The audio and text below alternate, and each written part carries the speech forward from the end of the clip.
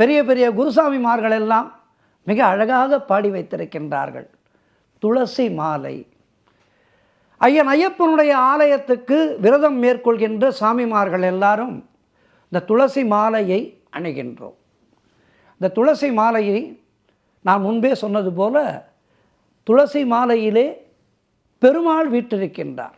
துளசி என்பது பெருமாளுக்கு உகந்தது. ஆக இந்த துளசி மாலையை நாம் அணியும் போது நம்முடைய மனம் ஆனது நிர்மலமாகின்றது.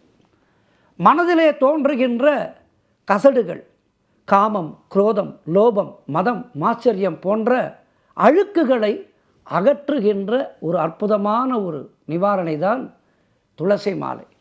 துளசியை நாம் முதல் நாள் பயன்படுத்திவிட்டு மறுநாளும் அதனை ஜலத்திலே, அதாவது தண்ணீரிலே அலம்பி மறுபடியும் பயன்படுத்தலாம். துளசிக்கு மட்டும்தான் அந்த மகத்துவம் உண்டு.